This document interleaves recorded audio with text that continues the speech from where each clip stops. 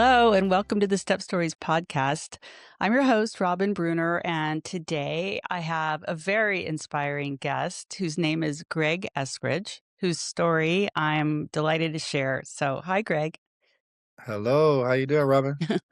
I'm fine. I'm fine. It's a 70-degree day in the Bay Area, so it's Yeah, very strange weather for February, but very it's always strange, nice. but I'm grateful. Yeah, me too.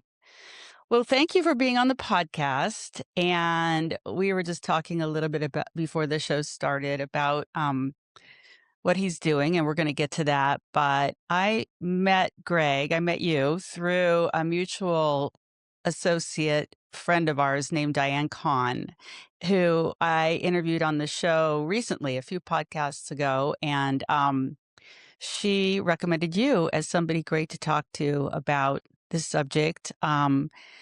And so we're going to get to that about your family background. But I wanted to just talk a little bit about her project. She's the executive director of the Humans of San Quentin, which is a nonprofit. And the goal of it, and Greg, you know more than I do, but the goal of it is to go into San Quentin and speak to people who are incarcerated and people who have been recently released from there, and just to get their stories and let them share their stories and what their life's been like. And so, and I know she also has the prison podcast. So which one, how did you meet Diane? Oh, so I've met Diane several years ago, when she was coming into San Quentin, working with the Humans of San Quentin. And so I've known her a while. I've saw her in the yard for years. She was always someone the volunteers out you would see coming in. It was very active in trying to help elevate the voices of folks inside. And so I think actually before I went home, I did an article about my aunt in Humans of Yes. San Quentin, and then once I paroled, we followed up and did a follow-up interview on screen, on video that's now airing, out in the world. Yeah, it's on her website, the Humans of San Quentin website, Mhm. and it's a great interview. So let's talk a little bit about, you know, what you not what you were doing exactly, but sort of the basics of it. I understand, and you can tell me at the age of 19, you were sentenced to 65 years to life plus 2 life terms. Is that about right? Yeah, so at the age of I was incarcerated at the age of 20 years old, and I was sentenced to 58 years plus 2 life sentences. Okay. And you now have been out almost 2 years, a year and a half? Yes, a year and a half I've been home now. Okay, that's great. And I know you've been busy doing all kinds of interesting things, navigating the parole, rebuilding your life, reconnecting with family, and you are the co-director of the Uncuffed radio program, right? Yes, I am. Could you tell us about that? Yes, yes. So we started so the program started inside of San Quentin. We started back in 2013 under working with KALW Public Radio, and they came inside of San Quentin and gave us opportunity to share our stories with society. And shortly after that, some years after, we started the podcast Uncuffed, and which is a podcast and also a training program inside of California prison, starting at San Quentin. Then we moved to Solano State Prison, and now we are in CIW Women's Prison. So now it's amazing for the women to have opportunity to have their voices heard. And so once I paroled, I was given a job working with Uncuffed, and this past January 1st, I was promoted to Uncuffed um, co-director. And so I've stepped into that role, and I'm continuing to give folks an opportunity to have their stories heard. And it's been an overall great experience to continue to work with the very organization that gave me a shot over a decade ago. I really appreciate how you're open and honest and out there sharing your story and sharing other people's stories. The same way I really appreciate what Diane is doing. I know for me, just in the short amount of time that I've become aware of all of this, my eyes have been just opened up to so much, and that's the truth. I live near San Quentin, and it's just part of our county here. And of course, I think about who's in there, and I think about what life must be like to be in there. But, beyond that, I don't know much else, and there's not really a way to understand people, and, so I think this is an incredible thing that you're all doing, and I Mm, appreciate you talking to me today because I know you do a lot of interviews and, you're very popular. mhm. Um, so anyway, I'd like to kind of go backwards and talk about your childhood and where you came from. And can you talk about that a bit? Yeah, so just kinda going back rolling back some decades, so I was born, to a single mother, back in 1973. My mother, Patricia Eskridge, was a 15-year-old mom when Oh, she wow. when she had me, and, early on, when I was born in Memphis, Tennessee, and so early on, we lived with my grandmother and my uncles, and aunts and other family members in the South. And around the age of 3 years old, my mother moved to California, um, and brought me out here with her because her reasoning was that she wanted to have a better life for herself and for me, and so she jumped on a plane as an 18-year-old young girl with a 3-year-old little boy and came to California. Did she know anybody out here? So my aunt, my grandmother's sister, was out here. The only person we knew, her and her husband were out here, and their daughter, and those were only people that we knew when we came out in California. What, were you in Southern Cal? Yes, we were in Southern California, Okay. yeah. Okay. So did you live with your aunt? So I believe initially, I think we lived with my aunt for a little while, and then my mother got her own place.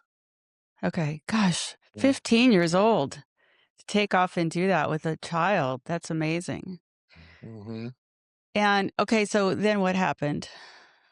Yeah, so our relationship, just we just continued to live, and, around I think I was around, like, 7 or 8 years old. My mother, met a man, named Paul, and they became an item, and he became someone that was a very, significant and instrumental part of my life. He was someone that taught me a lot, taught me about, construction, plumbing, how to play tennis, how to go skiing. He was just really my first introduction to a male figure in my life, and, he came in my life around the age of, like, maybe, like, 7 years old, and initially everything was really great. Um, Someone I looked up to, someone I trusted, someone I respected, and really, loved deeply.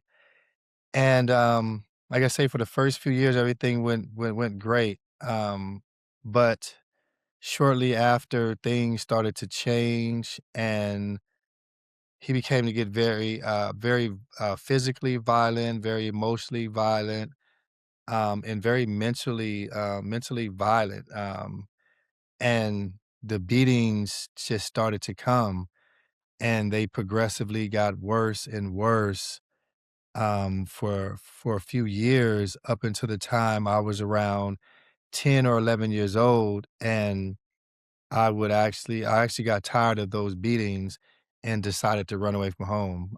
It was just too much to take.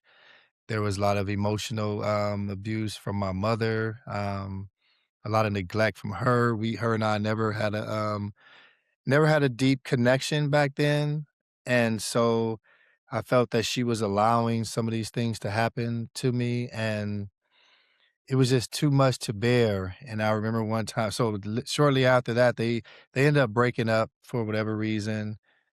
He was abusive to her as well, Mm. um, and so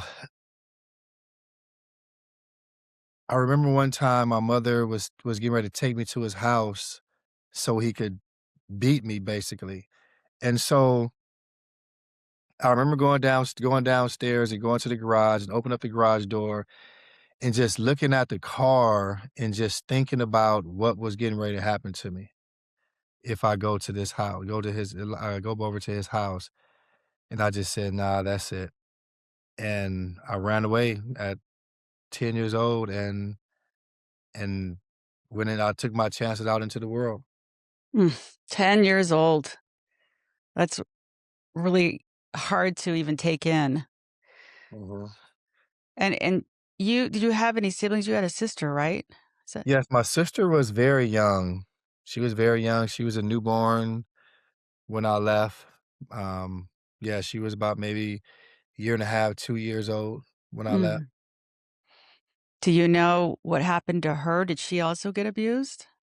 So, to my knowledge, I don't believe that she was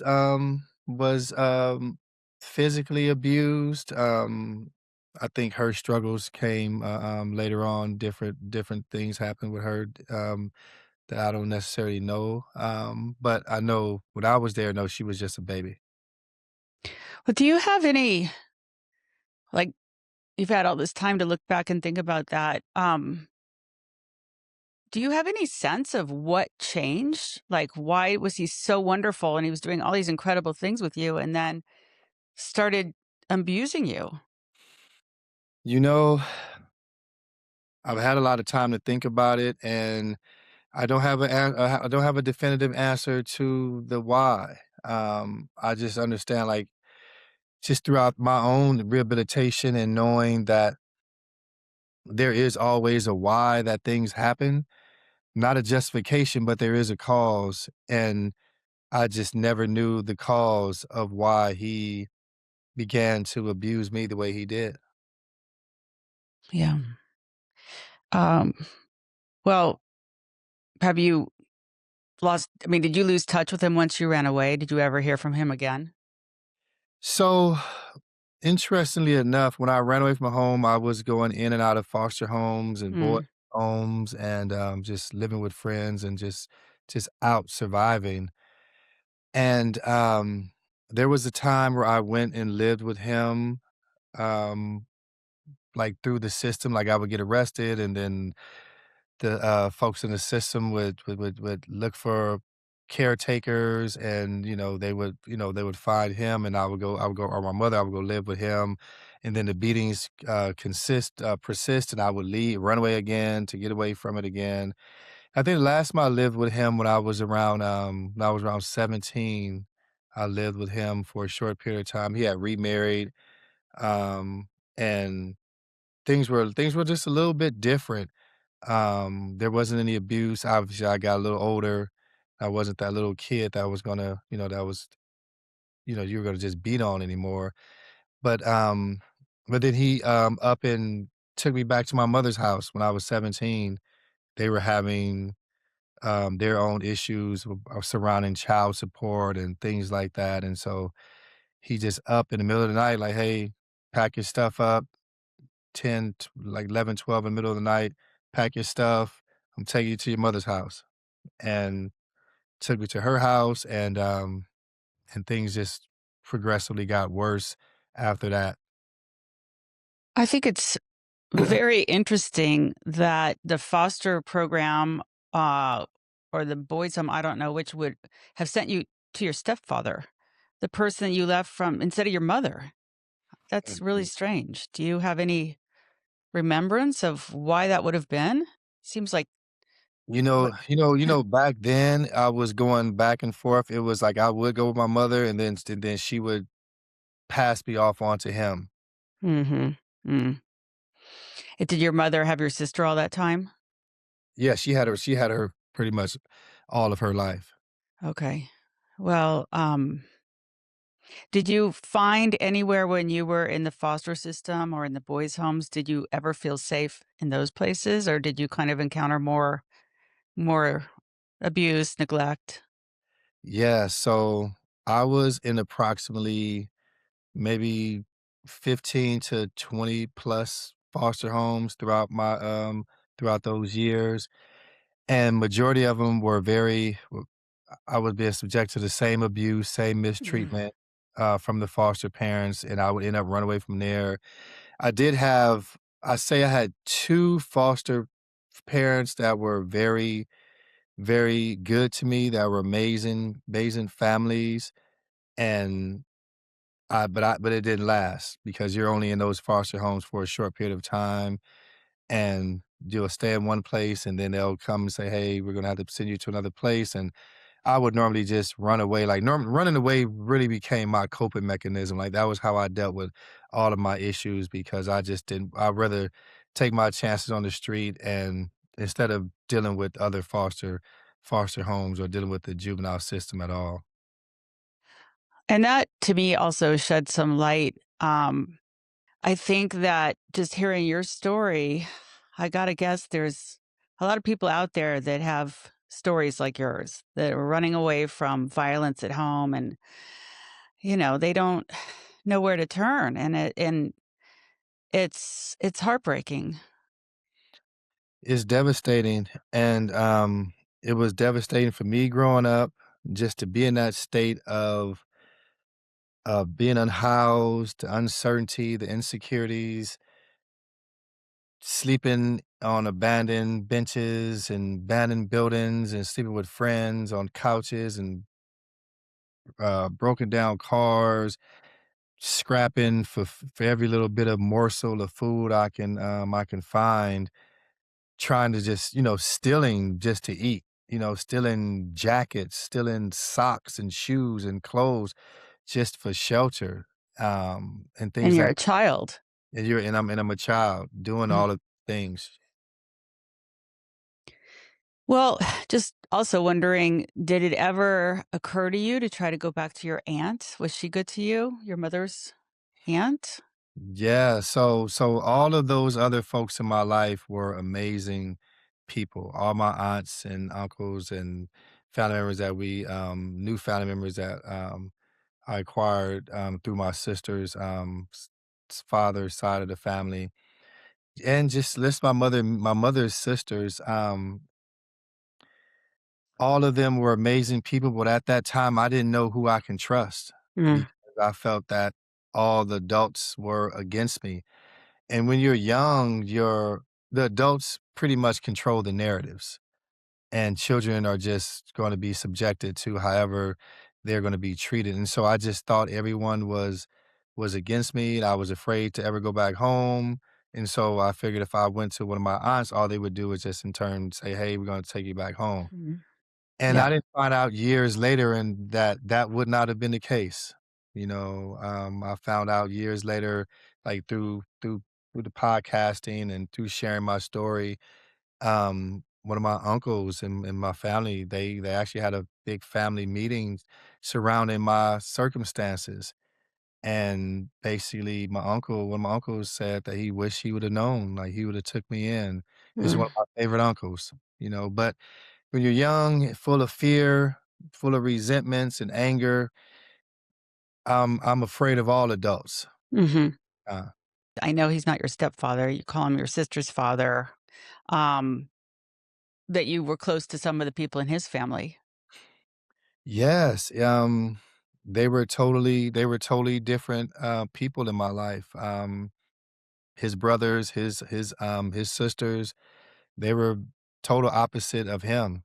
Hmm. They were loving, they were caring, they had children that I grew was gr basically growing up with, that we were all around the same age, and so I got close with my cousins, and we maintained a relationship, and, yeah, and even when I was in boys' homes, like, my aunts on his side, his sisters and brothers, they would come literally pick me up from these places, like, "We don't want you in these horrible places," and I'll go stay with them for a weekend or and so they really gave me a sense of family and the stability that I did not have, even though it wasn't sustained, it didn't Mhm. last for a long period of time, but it did give me some sense of comfort just knowing that there was somebody out there that I can go to, even though it wasn't gonna last for a long period of time. Do you have any idea about your sister's father, Paul, how he felt about you going with them? Did he not care, or did that make him angry?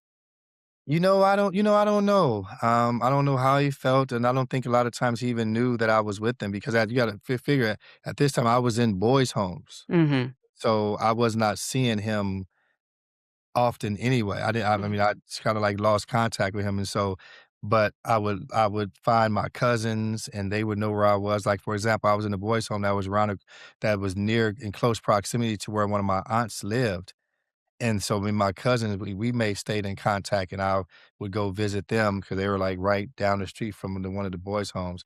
And so, yeah, so and like I say, when you're a kid, the adults pretty much control these narratives, Mm. and back then, I think it's just one of those things where no one really talks about what's happening, but I don't think no one knew what I was going through. No one knew I was being abused and run away from home because of that abuse. You had nobody who was seeing you for you, right? Yeah, I think people just assumed I may have just been a little rambunctious little kid getting in trouble, but that was not the case. Mm.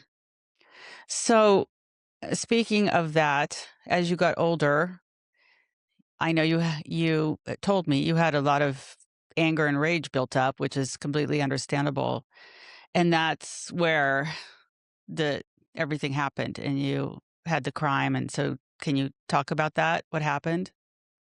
Yes. So from the time I was 10 years old to the time I was 20 years old, the day I committed my crime, I was homeless and in and out of various boys' homes. And so when I left home, I left with a lot of anger and a lot of resentments and a lot of disdain for authority and adults in position of authority, and especially those who exerted their authority on me. And so I went out into a world and started hanging around other young kids who were unhoused like I was, or who had abusive families, and started to be bond and then started to connect. And a lot of these individuals became my friends, and I started doing some negative things out in the world. Like I said, I was stealing, but the majority of the time I was stealing for food and for clothes and things of that nature. And when I was around 20 years old, I was still living with one of my friends, and we were going to a carnival that was happening. I was living in Long Beach at the time, and we were walking to Shakey's Pizza to go get something to eat. And some friends of mine, they were horsing around, playing around with each other, and they accidentally bumped into a guy's Jeep.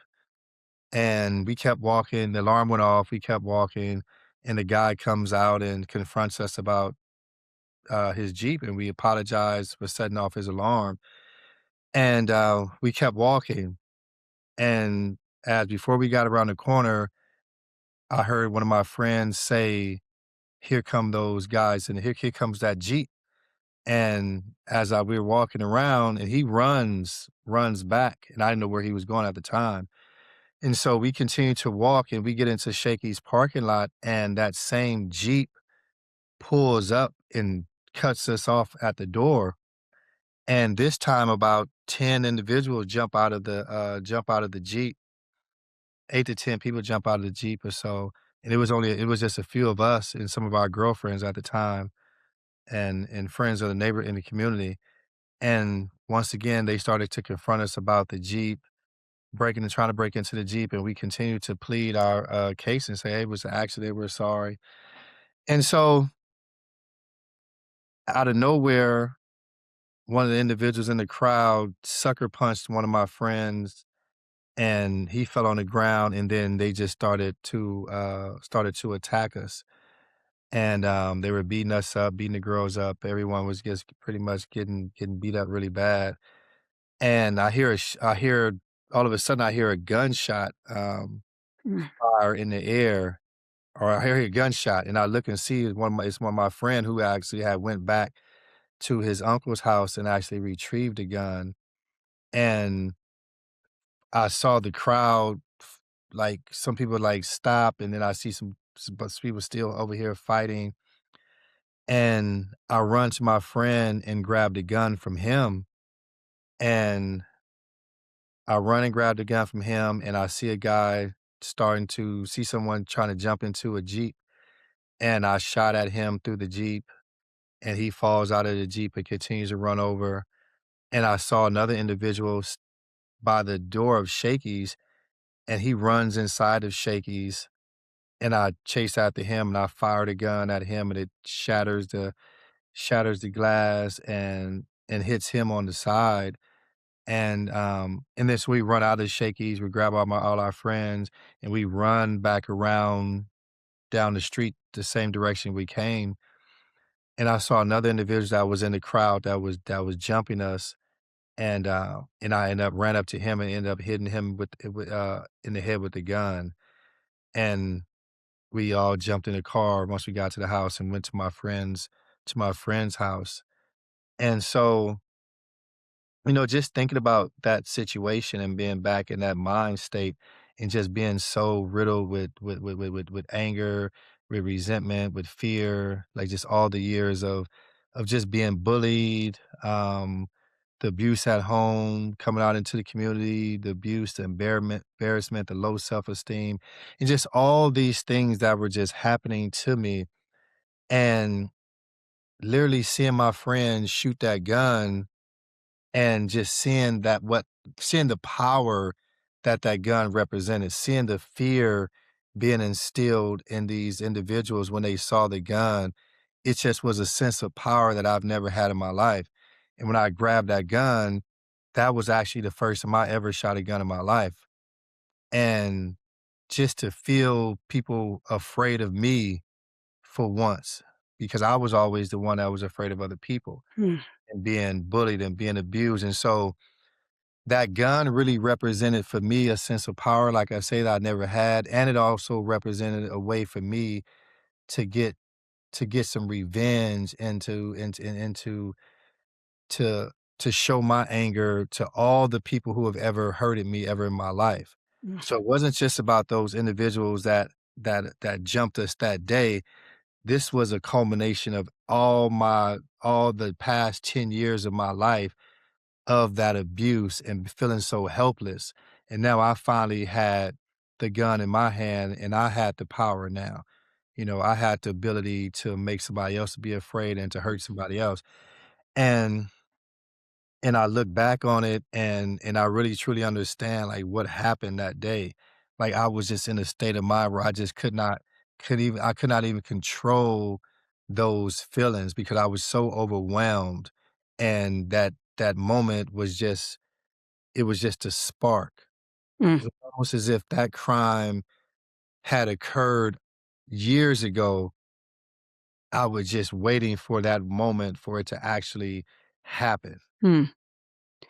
It makes sense, and, I mean, it's tragic, clearly it's tragic, but it makes sense that especially in a young man, who's just been beaten down and beaten down and beaten down, and to just something just went off in your brain, and yeah, it's tragic, and tragic of how it started, never had to happen, never had to get you to that place. Uh, Yeah. yeah, what were you Yeah. gonna say? Yeah, it's definitely tragic. It's tragic on especially because someone lost their life and someone else life was attempted to attempt on someone else's life and someone else was assaulted. And there's no excuse for it. It makes sense as to where all of this happened, but it doesn't justify it. And I always want to make sure like I'm always very sorry and remorseful for the crime I committed, for hurting for hurting that family, hurting my community, um, and hurting myself, because it was just nothing but pain on top of pain, Mm. and this pain has carried with me for over 30 years, and it doesn't go away, you know, even being released and being home and being free, that still it still stays with me, because I have to always live with the fact that I took someone's life, like, I took away someone's ability to have a full life, to have the opportunity to be out in the world with their family members. Like, I can see my mother and my sister and my family. I can build community. I can make amends with folks, but I can't I'm not there to be with my family, and the man whose life I took, that was a final move back in 1994, and his family will forever suffer for that, and so I just really wanna always name that I'm very sorry for the harm I caused, and my life is dedicated to making sure that I never cause harm to anyone else and making sure no one else ever causes harm to anyone else, so I continue to do the positive work that I did inside for so many years. I still try to do it out here. Well, it's you clearly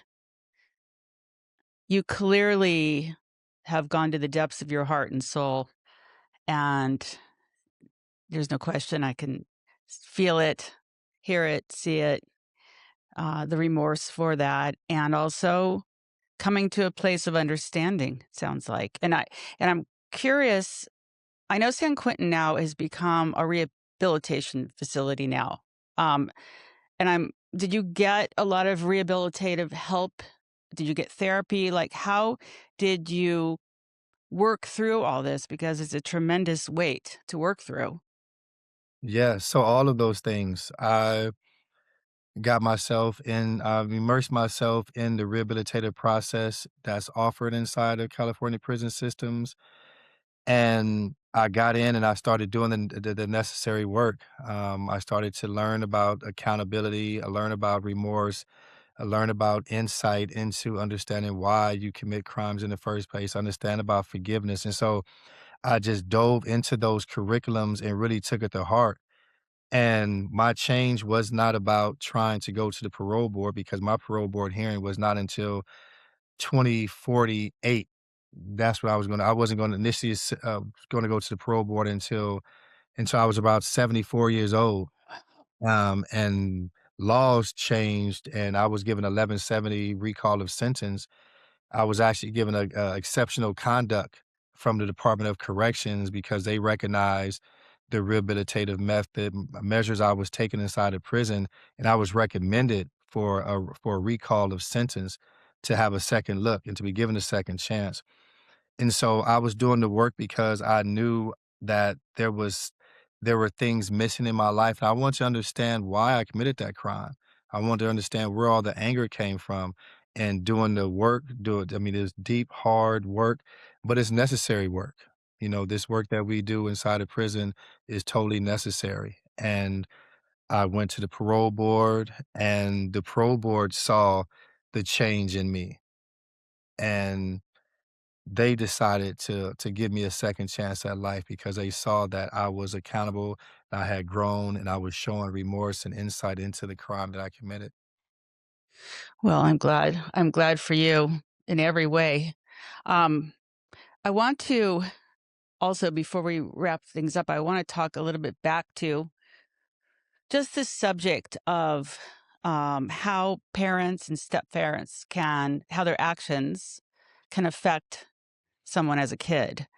Yeah. And I remember asking Diane Kahn, uh, when you're talking to these different people, what percentage of people that are incarcerated have come from broken families? Families, I know there's all different words, but I hate to use the word blended family in a family where there's abuse and violence. It's still a blended family, but I don't know, for some reason, broken feels more appropriate in that sense. Um, but from your experience of talking to people over the years, is your perception that a lot of people came from similar kind of situations to you? Absolutely, Robin. I've sat in many circles with individuals for decades. I've heard hundreds and hundreds of stories of individuals who have come in, and many folks, I would say the majority of people that I've ever had discussions with come from the same circumstances. The same circumstances. There was someone that was abusive in the family. There was a Mm. stepfather, there was an uncle, there was a mother's boyfriend, there was someone that pretty much always had a hand in disrupting that young person's life in a violent way. Uh, so I'm curious if you have ever, well, I'm sure you have thought about this plenty, but just on general terms, if you have any thoughts on what a person who's been through that can do to help themselves before things turn to a crime. You know, I think for I would can just use myself as an example. I think I if I would have reached out for help more, there were people around me that I could have reached out to. There's teachers in schools, there's other folks in the community, there's social services, other family members that you could possibly reach out to, and it's just about seeking help. It's about seeking help somewhere. But the challenging part, like I say, is that it's hard when you're young and you're looking at these adults in authority, and it's really difficult to put your trust into someone that looks familiar to the person that's abusing you. Mm, And so it's definitely hard to trust. But for me, it's about trying to muster up enough strength to figure out like who you can trust. mm. Try to talk to somebody. Try to talk to somebody. So because you'll be surprised how many people are there for you if you just reach out for help. I would think, especially, you would hope a teacher, Yeah. somebody at school, you should be able to talk to. But I'm sure it's really scary. It's petrifying. But it's excellent advice. And it's not the first time someone on my show has said that. Ask for help, especially as a child. And yeah. So, well, do you see your mother and your sister these days anymore? Yes, I still see my family now. Like the relationship is totally changed. And when I was incarcerated, I saw my family very quite often. Like they stuck by my side for the entire 30 years. I Your was mother? Your Yeah, mother did? yeah, Really? Okay. yeah. My mother's been visiting me since the day I got arrested. And it's always very interesting that we were really never close when I was home, but when I would be away from her in these other systems, she'll pop up. Strangest thing, but Well, you think about the fact that she was a mother at 15. I mean, yeah. she had her own baggage. Did you ever know your biological father, by the way? No, I never knew my father. He, Yeah. um, he passed away when I was very young, and he was never in my life, but but I give my mother a lot of grace. I give her Mm, a lot of grace, I have a lot of empathy for her. I don't look back at the things that did not happen. Now I just look at the things that we're creating together. She was actually just out here, visiting me. She came and stayed with me, which was great because normally when she used to come to the Bay Area, she was coming to visit me inside of a prison. right. And now I'm picking her up from the airport, bringing her to my place. I live by myself, have my own spot, and I'm allowing her to stay with me now. It's a stark different reality. To allow someone to live with you and stay with you and visit. someone who kicked you out of the house, Right. that didn't want you around. But like I say, it's all about forgiveness, and it's about moving forward in your life and just having grace for people. Absolutely. We were talking before we started recording about you having to go back to San Quentin or whatever and just how that feels. And it's I can't imagine that feeling of going in but knowing you can come back out after not being allowed to. I mean, how does that feel? Yeah, just crossing that bridge, that San Rafael, Richmond Bridge, and just seeing San Quentin off to the left. It really just truly looks like it's a building floating on the water. But I would just share this with you, Robin. Back in 2012, 2013 is when I first arrived at San Quentin.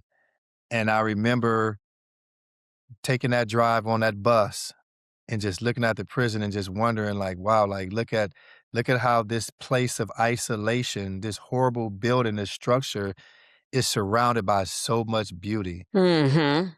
The homes in Marin, on the bay, and it was just a eerie contrast. And it also said, like, it's made me realize how close freedom really truly is. And I said to myself as I was crossing that bridge, I'm gonna go home from here. Mm. It's gonna be my last prison that I'm ever gonna step foot in. And when I cross that bridge now as a free man and go back into San Quentin, I'm just reminded of that declaration that I made to myself that I'm gonna go home from here, and as I'm going across there, I'm always praying for the individuals that are inside that place, for the people that work there. I'm praying for everyone that has to go that's involved in that place. And so when I go in, it's a reminder of where I come from, and hopefully I can be inspiration for folks that are trying to get in the same position that I am and regain their freedom. And so it's an eerie feeling, yes, but I also know that it's necessary for me to go in because I want to always inspire the folks that are inside because I was sentenced to 58 years with 2 life sentences. I was told I was going to die in prison. Mm. And I want everybody to know my story and everybody to hopefully gain hope in looking at their circumstances and said, "Hey, I remember Greg walking in these prison blues around the yard with me. I remember him. I saw him every single day. And now look at him. I see him coming inside the prison without prison clothes on as a free man that's walking in and out." And you just by living the life you're living, you're the example. So you're that little boy who grew up, made a terrible mistake, and you're trying to redeem your life. And do you have a family yourself now, or do you want to have a family? So no, I don't have a family myself. No, I'm single and I have no, I'm not taking care of anything except I have a few plants that I have a few plants in the house that I'm taking care of, but I'm definitely I'm open to a family. I'm 52 now. I'm still open to it. But right now I'm just enjoying my life and just enjoying just this freedom. Well, I think you will make a wonderful father if that ever happens to you. I know you will. And I guess I think you kind of embody that saying that life is a journey. We're all on our own paths. And I just wish you so much peace and success in the future. And I really thank you for being here and sharing your story. Yeah, thank you. Thank you for having me. Yeah, life is a journey Yes. and I'm walking with that little 10-year-old Greg every single day. I take him everywhere I go and just letting him see that despite how it started, it's not gonna end the same way. Yeah. Oh, I'm so glad we got to chat. And I hope our paths cross again. Absolutely. Best of luck to you. Thank you Thank so you. much.